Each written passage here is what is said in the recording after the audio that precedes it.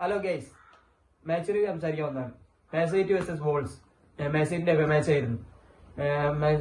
മാൻസിറ്റിന്റെ away match ആണെന്ന് പറഞ്ഞാലും ഒരു എന്താ പറയാ, നല്ല രസമുള്ള മാച്ച് ആയിരുന്നു. പറയുകയാണെങ്കിൽ ഫുള്ള് അടിപൊളി മാച്ച് ആയിരുന്നു. ഫസ്റ്റ് ടൈം സ്റ്റാർട്ടിങ്ങിൽ ഒരു ചെറിയൊരു ലാഗ് ഉണ്ടെങ്കിലും ഫസ്റ്റ് ലാഗിലാണ് കളി സ്റ്റാർട്ട് ചെയ്തത്. വെച്ചാൽ ഒരു രണ്ട് ടീം ഭയങ്കര അറ്റാക്കിംഗ് ലെവലില് നോർമൽ ലെവലിലാണ് കളിച്ചത്. പിന്നെ കളി തുടങ്ങിയ ഒരു കുറച്ച് ടൈമോട്ട് തന്നെ എന്താ പറയാ, വോൾസ് ഒരു ഗോൾ അടിച്ചു, അത് ഓഫ് സൈഡായി പോയി. അങ്ങനെ കളി ആ ലെവലിലാണ് പോയത്. പിന്നെ ഹാഫ് ടൈമിന് ഏകദേശം 0-0 ആയിരിക്കുന്ന ശേഷം അതാണ്. കാരണം ഒരു നോർമൽ ഗെയിം, വലിയ അറ്റാക്കിംഗും ഇല്ല, ആ ലെവലിലാണ് രണ്ട് ടീം കളിക്കും. സിറ്റിയാണെങ്കിൽ അത്രയും കഥ കളിക്കും, സ്ലോയിലാണ് കളിക്കുന്നത്.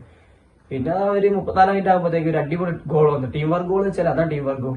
നല്ല ഗോൾ, ആലന്റിന്റെ ഒരു ടാപ്പിംഗ് ഗോൾ ആണെങ്കിലും ടീം വർക്ക് ഗോൾ അടിപൊളിയാണ്. നല്ല ടച്ചസ് ആയിരുന്നു വന്നത്. അത് കഴിഞ്ഞൊരു 3 ടൈം റിച്ചാർഡ്സിന് അടിപൊളി.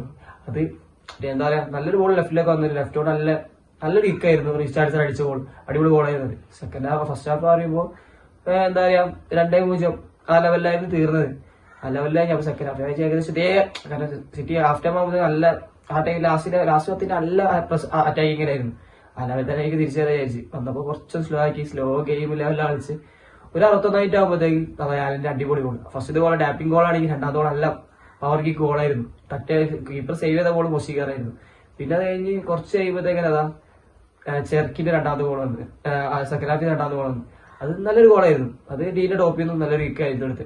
അങ്ങനെ ഫസ്റ്റ് ഹാഫ് സെക്കൻഡ് ഹാഫ് കഴിയുമ്പോഴത്തേക്ക് 4-0 സിറ്റിന്റെ ഫസ്റ്റ് ചെയ്യാം. പ്രീമിയർ ലീഗിൽ ഒരു എന്താ പറയാ, കഴിഞ്ഞ സ്ഥലത്ത് വെച്ച് നോക്കുമ്പോൾ ഭയങ്കര ബെറ്റർ ആയിരുന്നു ഈ കളി. ഇത് മെയിൻറ്റെയിൻ ചെയ്യണം എന്തായാലും. ചെയ്തിട്ടില്ലെങ്കിലും എന്താ പറയാ, ഈ സീസണിലും പെപ്പി മെയിൻ ചെയ്യാൻ എന്താ പറയാ, പ്രൂവ് ചെയ്തിട്ടില്ലെങ്കിൽ പെപ്പിന് എന്തായാലും ഒഴിവാക്കുന്നതാണ് പറയണത്. ഈ ലെവലത്തിലായിരിക്കും ഇനിയിപ്പം ഈ ലൈനപ്പിന്റെ ആയിരിക്കും കളിക്കാൻ ചാൻസ്. എന്താ വോൾസ് അതേപോലെ നല്ല കളി കളിച്ചിരുന്നു. വോൾസിന് തിരിച്ചു വരാനുള്ള ചാൻസ് ഒക്കെ ഉണ്ട്.